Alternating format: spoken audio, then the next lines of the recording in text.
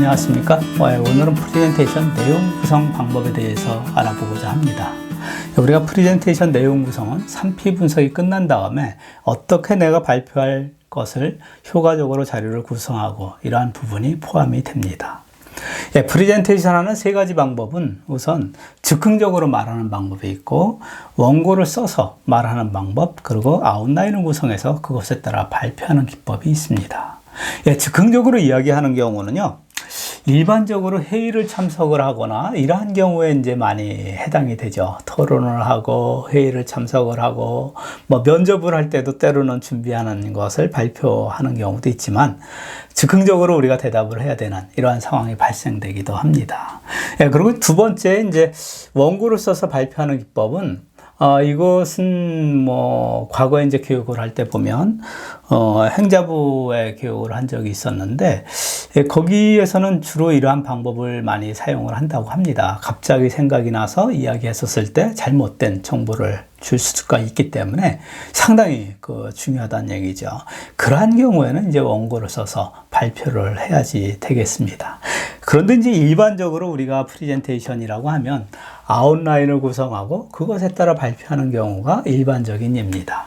우리가 아웃라인을 구성을 하고 그것에 따라 발표하는 것에 장점이 있습니다. 그러한 경우에는 우리가 이야기하고자 하는 것을 빼먹는 이러한 경우가 방지할 수가 있는 이러한 방법이 있고, 그리고 이제 두 번째로 우리가 아웃라인을 써서 발표를 한다고 하면 청중의 반응에 따라서 설명을 조금 더 구체적으로 할 수도 있고, 때로는 간단하게 요약해서 설명할 수도 있고, 즉 청중과 쌍방향 커뮤니케이션 하면서 그 상황에 맞추어서 발표를 이끌어갈 수 있다. 이러한 장점이 있습니다.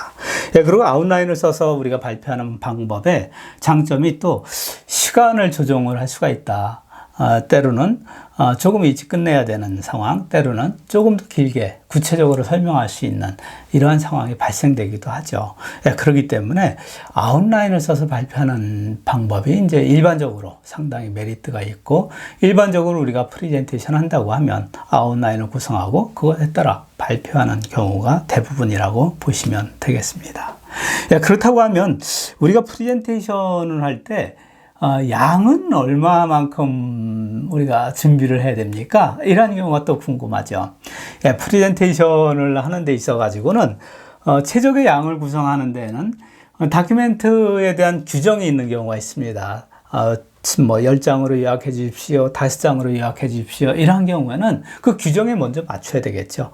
그 다음에 그런 규정이 없다고 하면 주어진 시간에 제한이 있는 경우가 또 있습니다. 그래서 그러한 시간에 맞춰갖고 그 결정된 다큐멘트의 양에 따라서 시간을 또 조정할 수가 있기 때문에 우리가 이 시간에 대한 것도 체크를 해야 됩니다. 근데 때로는 발표 시간을 우리가 때로는 길게, 때로는 짧게, 때로는 상황에 따라서 구체적으로 설명을 해야 되는 이러한 상황이 발생되기도 하죠. 그러한 경우에는 프레젠테이션 준비할 때 그때 구체적으로 설명을 상황에 따라서 해야 되는 이러한 경우를 링크로 연결을 해 놓으면 됩니다. 그래서 링크를 때로는 설명하기도 하고, 때로는 내가 이야기하는 것이 설득이 됐다고 하면 링크 페이지를 스킵하기도 하고, 이렇게 해서 전체적으로 시간 조정하는 이러한 것이 가능해지기도 합니다. 근데 이제 우리가 프레젠테이션 할 때 그럼 어느 정도의 양이 바람직합니까? 했었을 때 한 85% 정도? 요 정도의 양을 준비하면 효과적이다. 이렇게 이야기를 합니다. 즉, 프레젠테이션이 내가 30분을 한다. 그럼 30분 발표할 거를 준비한다고 하면 대부분 이제 시간 초과하는 경우가 많이 있습니다. 과거에 이 기업에서 부서장한테 신입사원이 왔었을 때 이제 해당 부서장한테 발표를 의뢰를 하는 경우가 있습니다. 그러면 이러한 분들이 경험이 많은 분 같은 경우에는 잘 준비를 하는데, 경험이 적은 분 같은 경우에는 1시간 시간을 내주면 1시간이면은 1분에 한 페이지씩 해갖고 60페이지를 준비하기도 하고 그렇습니다. 근데 실제 그런 분이 들어가면 60분에 끝나는 것이 아니라 한 1시간 반, 때로는 시간이 촉박해서 뒤에는 설명을 못 하기도 하고 이러한 상황이 많이 발생되죠. 그래서 발표에 대한 거는 사실은 시간을 초과해서는 안 됩니다. 내가 발표하는 시간이 주어진 시간이 30분이라고 하면 30분 이내에 끝내줘야지 됩니다. 뭐 예를 들어서 30분 내 발표 시간이라고 하면 40분에 끝냈다. 그럼 뒤에 부분에 다른 약속이 있기 때문에 중간에 자리를 이탈하는 그러한 청중이 발생될 가능성도 있고, 그리고 30분이 지난 다음부터는 만족도가 많이 떨어집니다. 그 반대로 한번 이야기 한번 해볼까요? 30분에 발표하는 건데 20분에 끝났다. 불만 가는 청중이 없죠. 그리고 내가 준비한 이야기가 30분인데 20분에 끝났는데 목적을 달성했다. 더 이상 발표할 그런 필요성이 없죠. 그래서 프레젠테이션에 대한 것은 이제 시간은 초과하지 않는다. 이것은 상당히 우리가 중요하게 준비하고 발표할 때도 그것을 고려해서 해야지 됩니다. 그렇다고 해서 자료를 너무 심플하게 준비한다고 하면 어떤 문제가 있냐 하면 질의응답이 발생되는 경우가 있습니다. 그러한 경우에 대응을 잘 못할 가능성이 있어요. 그래서 발표 시간에 대한 것은 우리가 좀 시간을 좀 짧게 이렇게 준비한다 하더라도 상황에 따라서 청중이 이해를 잘 못했다 이러한 경우에 구체적으로 설명할 수 있는 자료, 질의응답에 대한 추가적으로 설명할 수 있는 자료, 뭐 이러한 경우가 사전에 준비돼야지 됩니다. 그렇지만 여기에서 질의응답에 대한 거는 자료를 파워포인트로 우리가 사전에 잘 준비를 안 해도 상관이 없습니다. 질의응답 할 때에는 뭐 엑셀 시트나 우리 관련되는 데이터나 이런 것을 보여주는 것도 신뢰성도 있고, 그리고 그 정도만 준비한다 하더라도 뭐 대부분의 청중들이 만족하는 이러한 프레젠테이션이 될 겁니다. 그래서 여기에서 강조하는 것은 하여간 최적의 양이라고 하면 내가 발표하는 시간이 30분이다. 이런 경우에 질의응답 시간도 고려해서 우리가 뭐 25분 정도에 발표할 거를 준비한다든가 뭐 이러한 식으로 하는 것이 효과적이다. 즉 시간을 초과하지 않는다. 이런 부분에 우리가 현장에서 발표할 때 퇴직해서 퇴직이 아니라 학교를 졸업해서 기업에 취직을 한 다음에 혹은 자기가 창업을 해서 비즈니스 사업 계획을 발표한다든가 이러한 경우에 우리가 고려해야 될 부분이라고 생각이 됩니다. 그렇다고 하면 내용 구성을 어떻게 해야 되는가 같이 한번 보도록 하겠습니다. 잠시 기억 한번 해보시죠. 알파벳을 잠깐 보여드렸는데 어떤 것이 기억납니까? 맨 앞자. 앞자는 많이 기억하시더라고요. 두 번째 자. 세 번째. 네 번째. 마지막 자는. 맞습니다. 대부분 앞자하고 앞글자하고 맨 뒤에 글자를 많이 기억을 하십니다. 뭐, 이것은 이제, 우리가 창의적인 교수법의 창시자 밥바이크의 강의 방식에서 제가, 인용해서 이렇게 설명을 드리는데, 강의를 할 때 많이 이것을 이야기하면 대부분 정말 앞부분에 대한 거를 많이 기억하고, 그리고 이제 뒷부분까지 기억하는 분이 또한 많이 계시고, 전체를 기억하는 분은 그렇게 없죠. 중간을 기억하거나 이런 경우가 그렇게 많지 않습니다.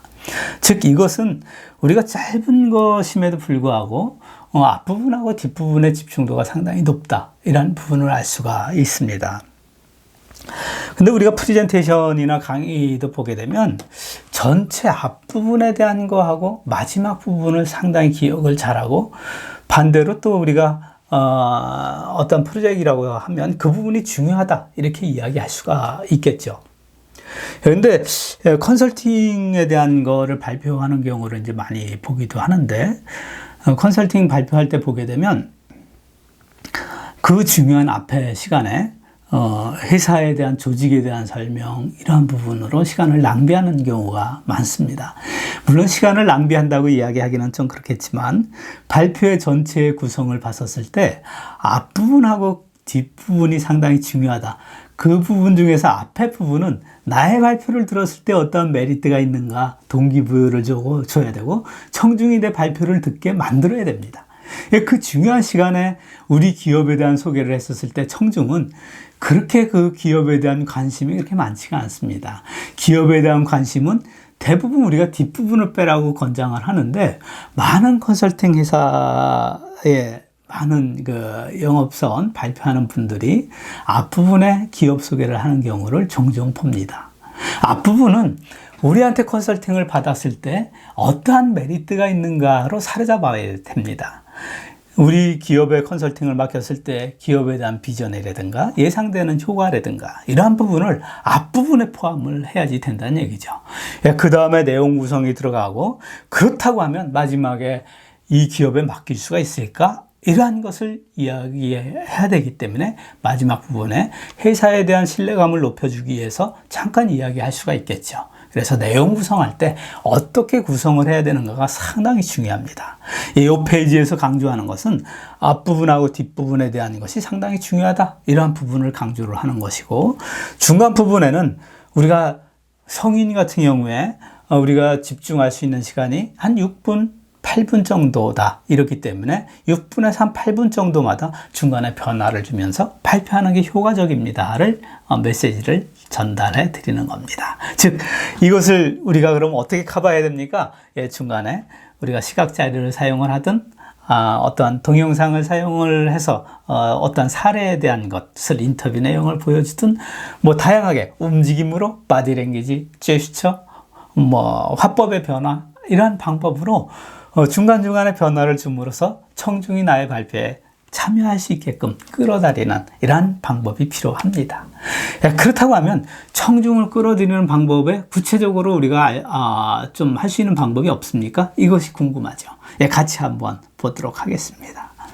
청중의 주의 집중을 시키는 방법입니다. 청중을 주의 집중시키는 방법에 반복적인 방법이 있습니다. 이것은 이제 강조하는 기법으로도 많이 사용을 하는데, 우리가 과거에 이 초등학교, 중학교, 뭐 이렇게 고등학교 많이 수업을 받지 않습니까? 이러한 경우에 이제 선생님들이 많이 하시는 방법이 반복적인 이러한 방법을 많이 이야기하죠. 그리고 강의에서도 전체 오늘은 어떤 내용을 배울 건지, 그리고 내용에 대한 거 하고 마지막에 썸머리를 한다든가 이러한 방법으로 자연스럽게 반복을 하기도 합니다. 프레젠테이션에도 마찬가지입니다. 우리가 오늘 프레젠테이션에 내가 하는 프레젠테이션의 결과를 이야기하고 내용을 이야기하고 마지막에 거기에 대해서 뭐 썸머리를 하기도 하고, 이러한 방법으로 반복하기도 하고, 중간에 강조하고 싶은 부분은 또 반복하기도 하고, 이러한 방법이 반복적인 주의 집중 방법입니다. 그래서 메시지 내용의 반복은 메시지의 중요성을 반증하는 것이기 때문에 청중의 관심을 유도할 수 있다, 이렇게 볼 수가 있죠. 비유에 대한 것은, 주제에 대한 비유는 청중의 이해를 도울 뿐만 아니라 메시지의 흥미를 높여주는 이러한 효과가 있습니다. 여러분, 청중을 참여시키는 것은 상당히 효과적이죠. 그래서 질의응답을 해서 청중을 참여시키는 경우가 이제 많은 경우가 있습니다. 근데 여기에서 주의할 것은, 이 학교하고 우리가 학교에서 프레젠테이션을 한다, 이렇게 이야기할 수는 없겠지만, 학교에서 선생님이, 교수님이 학생들한테 질문하는 경우하고, 우리가 동등한 상황에서 프레젠테이션을 하는 경우하고, 그리고 기업에서 어떠한 보고를 하는 경우하고, 뭐 학교에서 리포트를, 학교에서 뭐 학위 논문을 발표하는, 각각의 상황에 따라서 다소 차이가 납니다. 근데 이제 청중에 대한 이러한 질문에 주의할 점은, 우리가 성인이기 때문에 질문을 잘 해주셔야 됩니다. 처음에 질문으로 시작할 경우에 상당히 난해한 질문을 한다든가 이러한 경우는 우리가 지양해야 됩니다. 만일 답변을 했다고 하면 다행이지만, 답변을 못했다고 하면 그 청중은 상당히 부정적인 마음을 갖게 됩니다. 이 옆에 있는 분이 이제 그분의 상사라든가 이러한 경우에는 특히 더 그렇습니다. 그래서 청중을 대상으로 질문할 때 갑자기 질문을 하게 되면 당황하게 되고, 답변을 못했을 때 부정적인 분위기로 흘러가게 되고, 이러한 단점이 발생될 수가 있습니다. 그렇기 때문에 질문할 때는 방법이 전체 질문을 하는 게 먼저 효과적입니다. 맨 처음에 질문할 때는 전체 질문을 하면 전체의 청중들이 거기에 대해서 잠깐 이야기할 수 있는, 생각할 수 있는, 자기가 어떻게 이야기해야 되겠다, 자기 입장에서는 어떻다 생각을 잠깐 합니다. 그 상태에서 어느 정도 시간이 흘러가게 되면 그때 이제 아이 컨택이 되는 분한테 답변을 의뢰할 수가 있죠. 우리가 아이 컨택하게 되면 어느 분이 답변이 가능하다, 이러한 부분을 또 파악할 수도 있기 때문에 상당히 효과적입니다. 그래서 우리가 프레젠테이션 질문할 때에는 전체 질문을 한다. 그 다음에 쉬운 질문부터 먼저 한다. 난해한 질문이 꼭 필요하다 하더라도 쉬운 질문으로 해서 그 분위기가 질의응답에 자연스럽게 할 수 있는 분위기, 그리고 답변을 못해도 거기에 대해서 부정적인 분위기로 안 흘러가는 이러한 분위기를 먼저 만든 다음에 그 다음에 질문을 조금은 난이도를 높여가도 그때는 크게 문제 발생되지가 않습니다. 그래서 우리가 주의 집중을 시키는 방법에 질의응답은 상당히 우리가 좀 주의해야 될 부분이 있다. 이것을 이야기를 드립니다. 예, 그리고 여기에서 시각 자료를 보이는 방법, 토의하는 방법, 이러한 부분이 청중을 참여시키는 방법 중에 하나다, 이렇게 볼 수가 있겠습니다. 예, 그 다음에는 사례에 대한 겁니다. 주제와 관련된 이야기는 그 자체로 청중의 높은 관심과 이해를 돕는다. 유능한 프리젠터는 적절한 사례를 활용을 한다. 예, 상당히 효과적이죠, 사례가. 우리가 프레젠테이션에도 이 사면에 대한 거를 제가 강조를 하는데, 현장, 현물, 우리가 현실, 이런 부분에 대한 거를 이야기하지 않습니까? 프레젠테이션도, 이 사면 스피치가 상당히 중요합니다. 기업에 근무할 때, 그 부장이 저한테 이야기를 합니다. 프레젠테이션을 하는데, 상당히 좀 난해한 상황이 발생됐습니다. 어떻게 준비해야 됩니까? 이런 질문을 해요. 그래서 제가 답변을 드린 것이, 자료를 누가 만들었습니까? 실제 그 현장에 가봤습니까? 이러한 질문을 했어요. 근데 아니요, 이러한 답변을 하죠. 프레젠테이션을 잘 할 수가 없습니다. 우리가 프레젠테이션을 잘하는 방법은, 쉽게 이야기하면, 저녁에 우리가 술자리에서 과거의 군대 이야기를 하면 누구나 다 남자들이 이야기를 참 잘합니다. 평상시 이야기 잘 못하던 친구도 군대 이야기하면 상당히 이야기를 잘하죠. 이것은 자기의 경험에서 나오는 이야기입니다. 자기가 몸으로 경험을 했던 이러한 이야기죠. 예, 그래서 우리가 프레젠테이션도 잘하는 방법은 중간중간에 발표하고 관계되는 사례에 대한 것, 경험에 대한 것, 이러한 것을 포함한다고 하면 전체 분위기가 내가 주도적으로 끌고 갈 수 있는, 상당히 긍정적으로 끌어갈 수 있는 이러한 분위기로 만들 수가 있다는 얘기죠. 즉, 사례를 포함하는 겁니다. 교통사고가 났었을 때, 그 교통사고 난 사람한테 가서 이야기를 하면 사고가 났었을 때 상황을 눈에 보이듯이 이야기를 합니다. 경험에서 나오는, 사례에서 나오는 그러한 프레젠테이션 발표이기 때문에 그렇습니다. 마찬가지로 프레젠테이션도 사례에 대한 것 중요성 강조를 드립니다. 그 다음에 이제 우리가 통계에 대한 부분인데요. 통계에 대한 거는 상당히 신뢰성을 높여주는 이러한 효과가 있습니다. 그래서 중간중간에 수치 데이터를 이야기를 하는 것이 상당히 효과적이죠.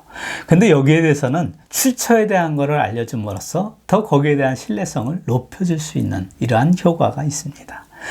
근데 여기에서 한 가지 더 이야기를 더 설명을 드린다고 하면, 통계적인 이야기를 할 때 우리가 언어 데이터로 이렇게 설명할 수 있는 이러한 설명이 때로는 필요합니다. 즉, 간단하게 예제를 든다고 하면, 예를 들어서 50m 높이에서 이렇게 표현하는 것보단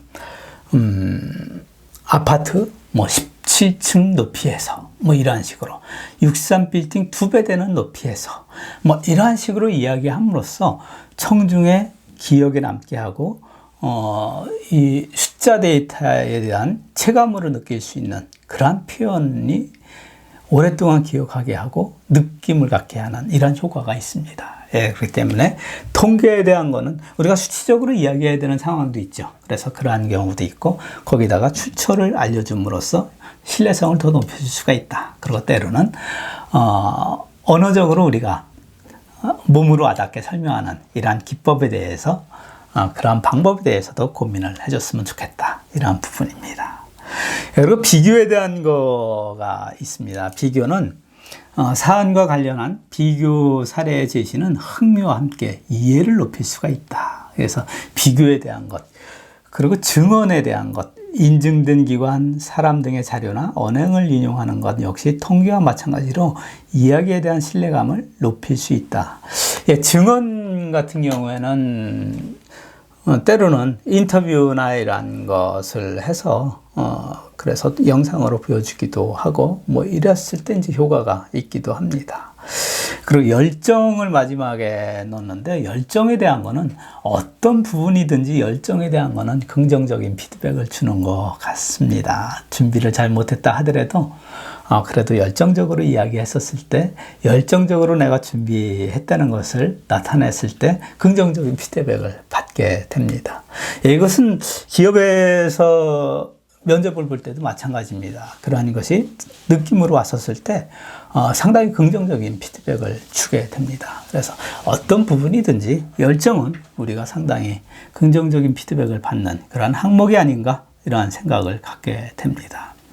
이러한 것을 고려하고, 이러한 것에 대한 것을 주의 집중에 대한 항목을 고려해서 내용 구성에 대한 부분은 어떤 예제를 들든 비교를 하든 증언을 하든 이러한 것을 들든 내가 가지고 있는 정보, 내가 가지고 있는 입장, 나의 달성하고자 하는 목표, 이거하고 청중의 입장, 청중의 니즈하고 중복되는 부분에서 그 부분에 대해서 우리가 강조하고 주입증시키는 요소로 활용했었을 때 효과가 한층 더 올라간다. 이렇게 이야기할 수 있겠습니다.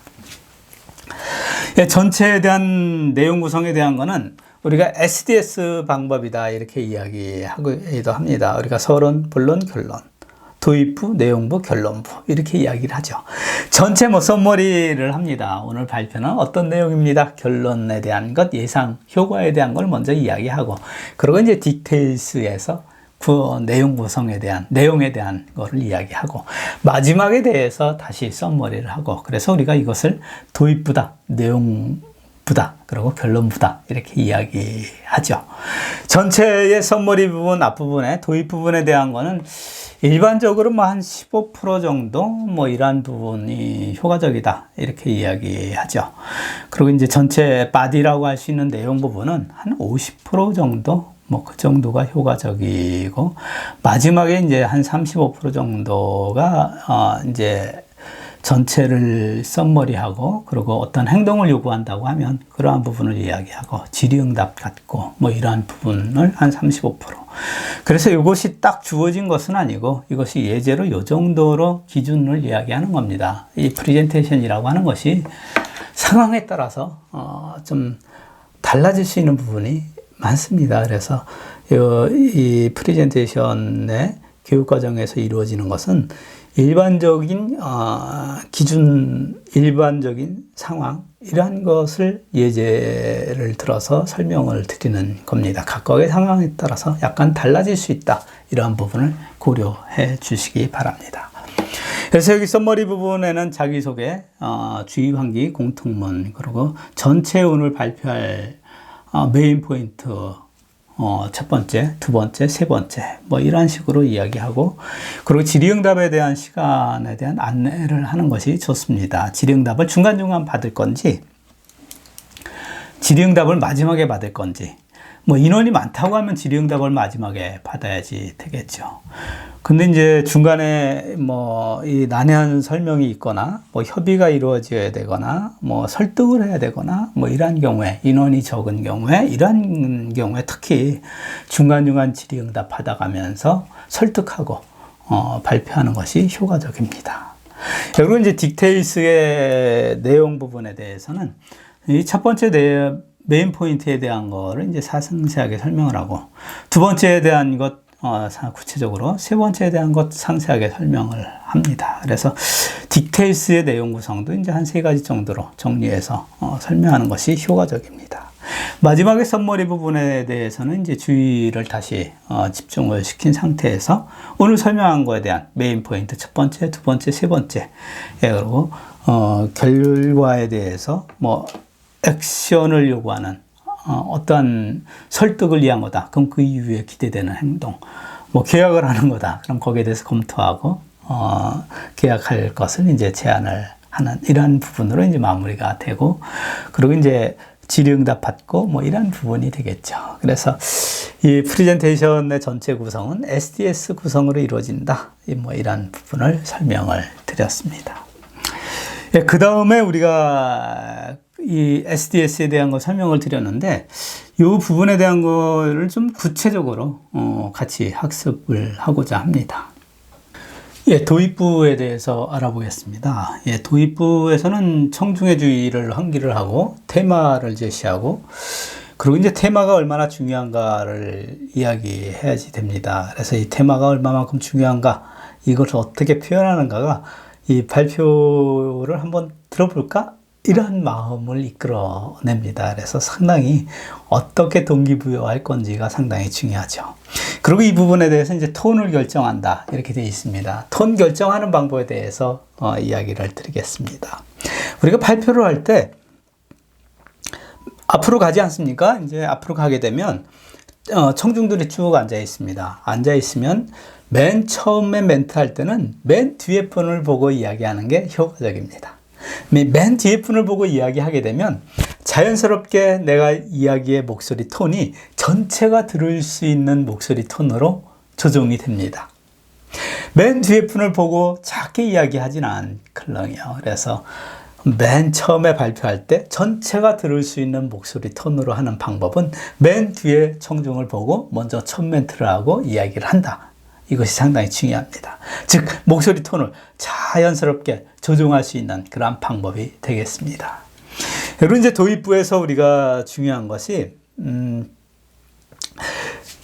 긴장을 좀 하지 않습니까? 그래서 도입부에 할 때는 어깨를 펴고 이렇게 발표를 하시면 되는데, 자리에서 일어나서부터 이렇게 앞으로 나옵니다. 그때 앞으로 나오는 자세부터가 이미 자리에서 일어났으면 그때부터 발표가 시작됐다. 이렇게 생각을 해 주시기 바랍니다. 앞으로 나오면서 난 준비가 안 됐는데 뭐 이런 멘트 하시면 안 됩니다. 나는 어제 술을 많이 마셔서 준비를 못 했는데 안 됩니다. 저는 신입사원이라서 안 됩니다. 저 이 부서에 발령 받은 지가 뭐 한 3개월밖에 안 됐습니다. 그래서 발표 준비를 제대로 못 했습니다. 안 됩니다. 그렇다고 하면 앉아있는 청중들은 발표 들을 게 없네. 이번 발표는 별로겠네. 이러한 마음, 부정적인 마음을 갖게 합니다. 그래서 내가 이 부서에 발령받은 지 3개월이 안 됐다 하더라도, 그것을 꼭 이야기하고 싶다 하더라도, 제가 이 부서에 발령받은 지가 3개월밖에 안 됐습니다. 그렇지만 이 자료에 대한 분석을 우리 기존에 같이 있는 그러한 분들하고 같이 협업해서 이것이 3개월 프로젝트로 상당히 오랫동안 연구하고 자료를 준비한 그러한 프로젝트이기 때문에 우리 기업의 방향에 있어서 상당히 중요한 그러한 내용이 포함되어 있습니다. 뭐 이러한 식으로 발표를 한번 들어볼까? 이러한 마음을 이끌어내는 것이 도입부에서 상당히 중요하다. 동기부여 주는 것이 상당히 중요하다. 이러한 부분이죠. 그 다음에 이루어지는 게 이제 내용 부분으로 갑니다. 내용 부분은 보통 우리가 이야기할 때 3부 구성으로 이야기하라. 이렇게 강조를 합니다. 전체 내용, 예를 들어서 전체 내용을 이 프로젝트를 하는데 우리가 꼭 실행해야 되는 항목이 뭐 72가지가 있습니다. 이렇게 이야기하는 것보다는 이 프로젝트를 진행하는데 성공적으로 하려고 하면 3가지에 대한 이러한 부분에 대해서 설명을 드리도록 하겠습니다. 이렇게 이야기했을 때 한번 들어볼까? 이런 생각이 든다는 얘기죠. 이 프로젝트를 성공하는데 72가지가 있습니다 했었을 때 청중들은 72가지? 너무 많은데? 뭐 이런 부정적인 마음을 갖게 됩니다. 그래서 우리가 3가지라 하더라도 그것을 그룹핑을 해서 첫 번째 우리가 마케팅 영역에 대해서 해야 될 것은 이런 것이 있습니다. 예, 우리가 물류 측면에서 봤었을 때 두 번째, 물류 측면에서는 이런 것이 있습니다.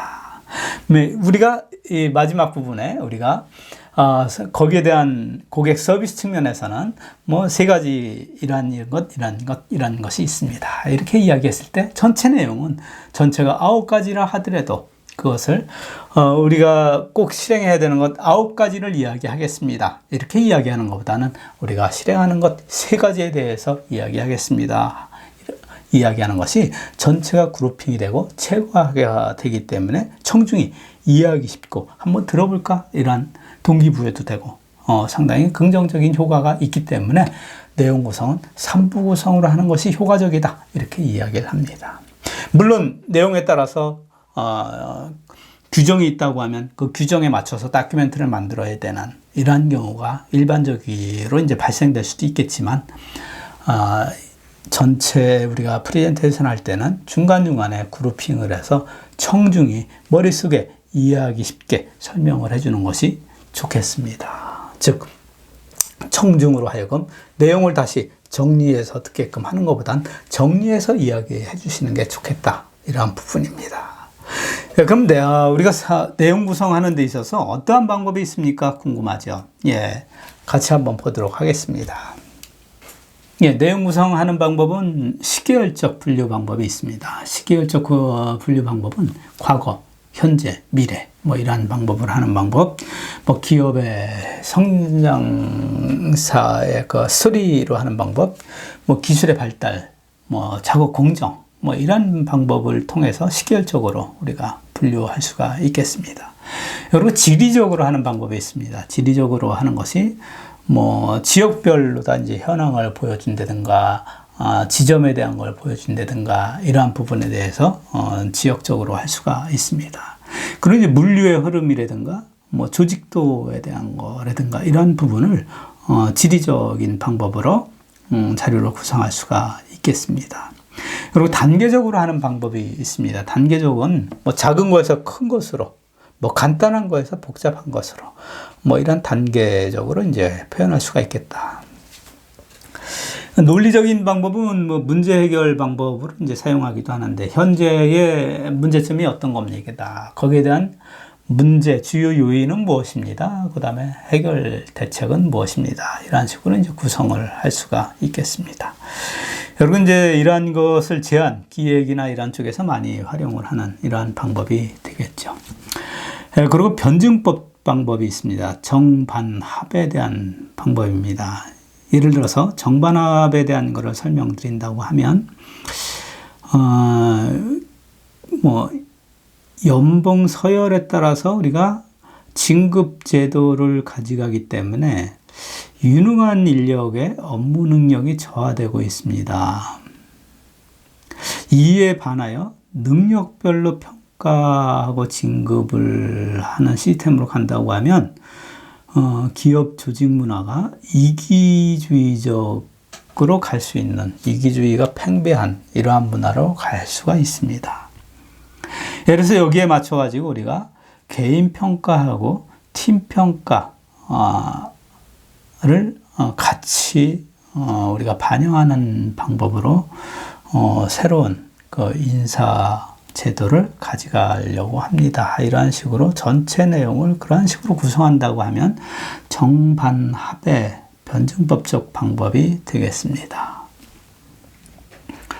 연역법이 있습니다. 연역법에 대한 거는 일반적으로 원리 원칙에 시작해서 설명하고 싶은 대상으로 이야기를 진행시켜 추론하고 결론을 유도하는 이러한 방법입니다. 예를 들어서 최근에 컴팩트한 제품이 잘 팔린다.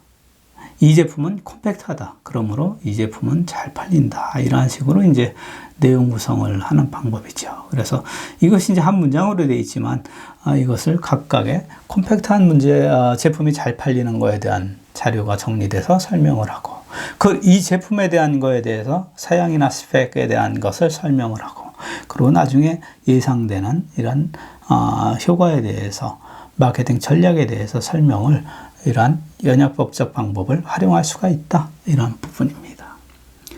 이 귀납적 방법입니다. 컴팩트한 A가 팔렸다. 컴팩트한 B가 팔렸다.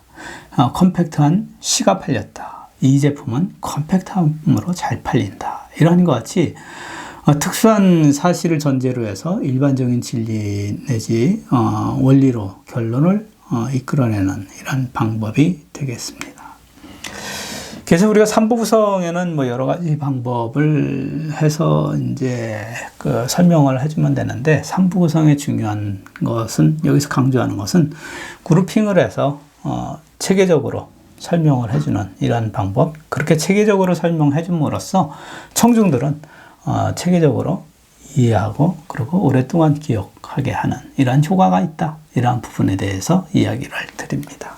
효과적인 결론에 대해서 알아보도록 하겠습니다. 결론 부분은 주의 집중을 시키는 전체를 이제 결론 부분에 다시 주의 집중을 시켜야죠. 도입만큼 결론 부분 주의 집중이 상당히 중요하죠. 그 다음에 청중으로 하여금 이제 전체 내용을 인지할 수 있게끔 전체 오프닝 테마로 다시 돌아가서 미래를 지적하고 그리고 메인 포인트를 요약을 합니다. 그 다음에 이제 액션을 요구하는 겁니다. 계약서에 사인을 하게 한다든가 뭐 어떤 행동 변화를 가져가게 한다든가 뭐 금연에 대한 거를 했다고 하면 금연에 대해서 서약을 하게 한다든가 뭐 이런 액션을 요구하는 그런 부분입니다. 그래서 강조하고 싶은 것은 도입부하고 내용부하고 결론부하고 이렇게 이제 크게 세 개로 나눌 수가 있는데 도입부하고 결론부만큼은 철저하게 준비를 하는 것이 필요합니다. 그래서 도입부는 긴장을 많이 했다 이런 경우에는 도입부는 어느 정도의 스크립트 한번 써보시고 스크립트로 발표하라는 이런 것은 아니고 한번 쭉 해서 어떻게 할 건지를 구체적으로 한번 고민을 해보시라 이런 얘기죠.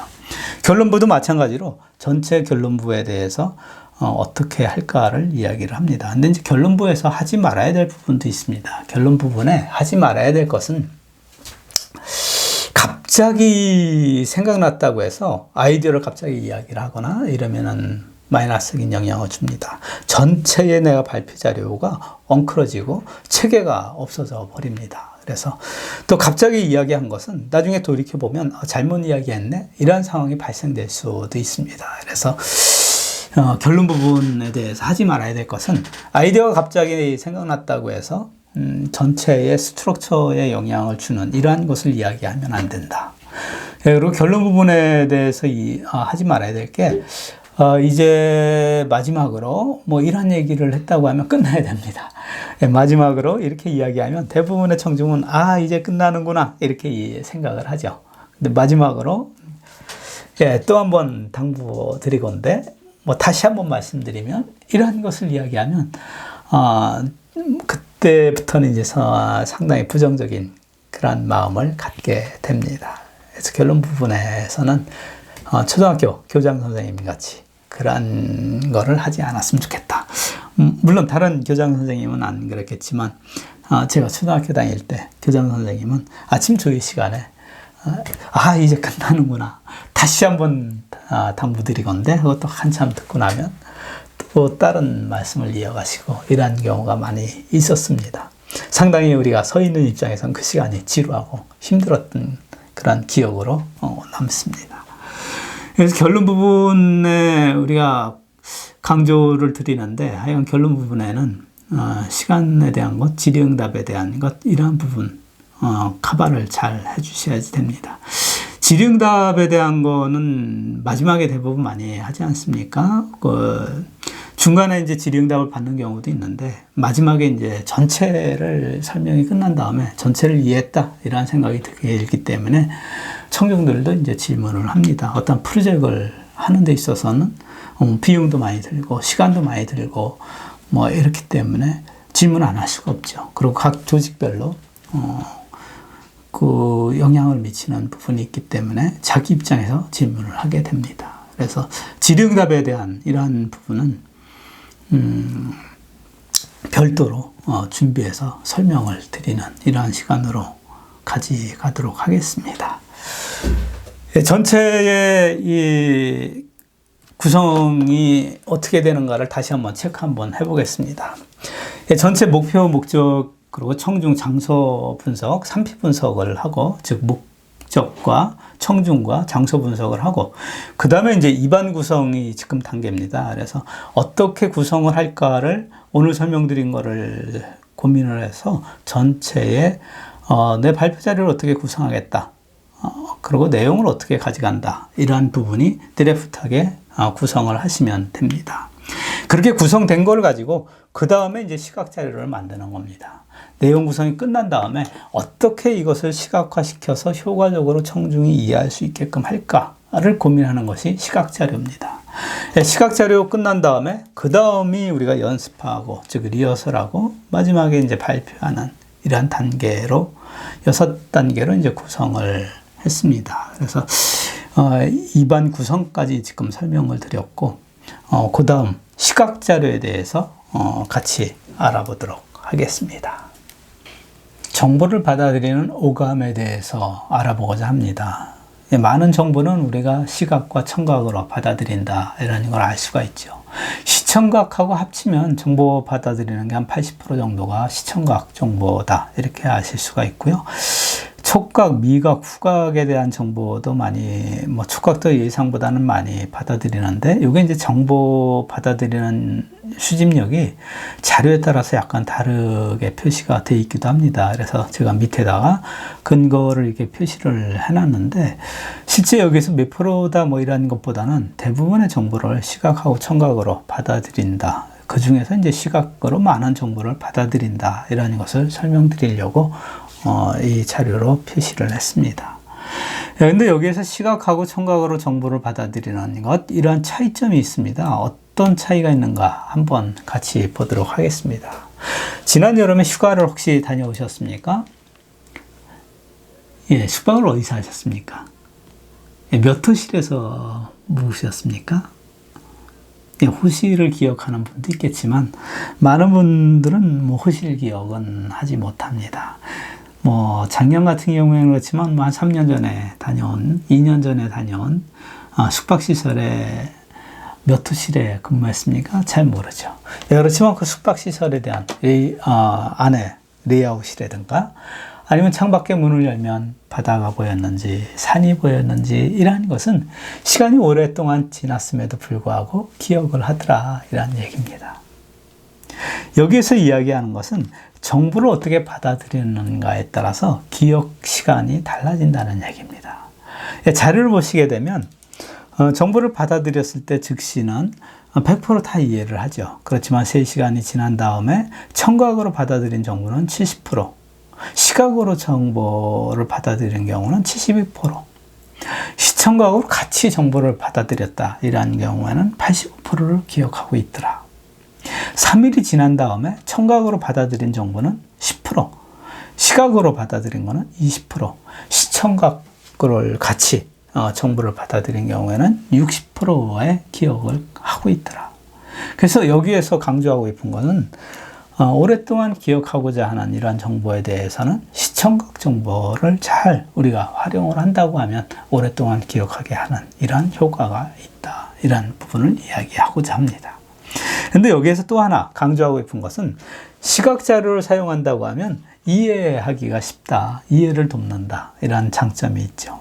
즉 우리 학교에 대한 위치를 알려준다고 하면 말로 설명하는 것보다는 약도를 보여줌으로써 설명한다고 하면 상당히 효과적이죠. 내가 어떤 제품에 대해서, 디자인에 대해서 설명한다고 한다. 말로 하려고 하는 것보단 디자인한 샘플을, 이미지 사진을 보여준다고 하면 상당히 효과적이겠죠. 즉 이해를 쉽게 하는 방법, 전달하고자 하는 정보에 따라서 좀 차이는 있겠지만 그 정보의 특성에 따라서 때로는 시각 자료를 사용해야 된다, 이런 부분이 있죠. 시각 자료를 사용함으로써 시청각 자료를 사용한다는 것은 흥미를 유발시키는 효과도 있습니다. 그리고 앞에 그래프에서 본 것 같이 기억에 남게 한다. 예, 그리고 전달하는 시간을 절약하는, 디자인에 대한 것을 말로 설명하는 것보단 디자인에 대한 것을 이미지 사진으로 보여준다고 하면 상당히 짧은 시간 안에 전달할 수 있는 이러한 메리트가 있습니다. 시간을 절약한다. 이런 메리트가 있죠. 그래서 우리가 비주얼 자료를 만드는데 그럼 비주얼 자료는 어떻게 만들어야 됩니까? 잠깐 보시죠. 보기 쉽게, 이해하기 쉬울 것, 컬러화할 것. 여기서 시각 자료에 대한 거는 이 세 가지가 상당히 중요합니다. 보기 쉽다, 이해하기 쉬울 것, 컬러화할 것. 이 컬러화에 대한 거는 우리가 조금 고민을 해야 됩니다. 색을 상당히 다양한 색깔을 사용하는 것보다는 색에 대한 것도 어떤 규칙을 가지고 색을 사용하는 것이 바람직합니다. 처음에 각각의 글자에 대한 거를 색을 사용하다 보면 전체 다큐멘트가 조금 혼란스럽고 디자인적으로 메리트가 없습니다. 그래서 색에 대한 거는 전략도 필요하다. 이렇게 봐주시면 됩니다. 그럼 보기 쉽게 한다고 하면 어떻게 보기 쉽게 하느냐? 물론 글자 크기에 대한 것도 고민을 하셔야 됩니다. 이 프레젠테이션 자료에 따라서는 제목은 몇 포인트로 해야 된다, 내용은 몇 포인트로 해야 된다, 이렇게 애초에 아예 규정줘서 이야기하는 이러한 경우도 있는데요. 그러한 것은 전달하고자 하는 정보에 따라서 좀 달라지는 이러한 부분이 있습니다. 그리고 전달하는 환경에 따라서 달라지기도 합니다. 어떤 회의장 같은 경우에는 각각의 회의 참석자마다 모니터가 별도의 모니터로 만들어져 있는 회의장도 있습니다. 구체적인 정보를 우리가 공유하는 경우가 많은 경우에 그러한 경우에는 PC 모니터가 개개인 앞에 있어서 앞에서 발표의 자료가 스크린에 비춰진 자료가 앞에도 보인다는 얘기죠. 그래서 폰트 크기가 좀 작더라도 쉽게 볼 수 있게 하기 위해서 그렇게 아예 회의장이 만들어져 있는 그러한 환경이라고 하면 폰트 크기를 좀 작게 하더라도 문제가 없겠죠. 전달하고자 하는 내용이 복잡한 이러한 경우라고 하면 우리가 7줄 이내로 해야 된다 이런 걸 맞출 수가 없다는 얘기입니다. 그래서 전달하는 내용에 따라서 좀 달라지지만 일반적인 그러한 경우에는 우리가 폰트에 대한 것도 글자 크기에 대한 것도 생각을 해줘야 된다. 글자 크기는 또 참석하는 청중에 따라서 좀 고려를 해야 됩니다. 연령이 많은 그런 청중이다. 그런 경우에는 폰트 크기를 좀 크게 하는 것이 바람직합니다. 그리고 스크린의 사이즈에 따라서 폰트 크기가 좀 달라지겠죠. 그래서 스크린의 사이즈가 크다고 하면 전체의 화면을 크게 볼 수 있다 보니까 폰트 크기가 좀 우리가 작게 하더라도 상관이 없는데 스크린이 작다고 하면 폰트 크기를 크게 해줘야지 됩니다. 그래서 그러한 환경도 우리가 사전에 체크해서 적절한 폰트 사이즈를 가지고 가야 되겠습니다. 그리고 색에 대한 것도 각각의 의미가 있습니다. 파란색 같은 경우에는 평온, 빨간색 많이 사용하죠. 권력, 에너지, 위험, 때로는 마이너스 성장을 표현하기도 합니다. 그리고 초록색 같은 경우에는 성장과 움직임, 자주색, 신성함, 노란색은 긍정적. 그런데 노란색은 조금 주의하셔야 되는 게 스크린에 노란색 폰트가 잘 보이지가 않습니다. 그래서 테두리를 이렇게 이제 검정색으로 해서 노란색을 사용하는 이런 경우라고 하면 상관이 없고 바탕색에 따라서 노란색을 사용할 수가 있습니다. 근데 하얀 바탕에 노란색 폰트는 잘 보이지가 않는다. 그래서 거기에 대한 것을 고려해서 준비하셔야지 되겠습니다. 시각 자료의 작성 방법에 의해서 우리가 데이터를 사용한다, 통계표를 사용한다, 그래프를 사용한다, 도형을 사용한다 이렇게 봤었을 때 도형이나 그림 문자나 이런 걸 사용하면 시각성이 좋겠죠. 그것보다는 이제 또 그래프보다는 테이블보다는 데이터가 이제 시각성이 많이 떨어지죠. 그래서 시각적인 효과를 주기 위해서 우리가 이러한 것을 사전에 준비해야 된다 이렇게 이야기를 하는데 다 준비할 수는 없는 경우도 있어요. 우리가 그걸 준비하려고 하면 시간과 이런 것이 많이 소요가 되기 때문에 우리가 질의응답에 대한 거는 그냥 자료 데이터로 가져가셔도 상관이 없겠습니다. 그래서 내가 발표하는 내용에 따라서 상황에 따라서 준비하는 것은 달라지겠지만 여기에서 페이지에서 강조하는 것은 시각성이 우리가 형상 도형이나 이러한 부분에 대해서 좀 높다.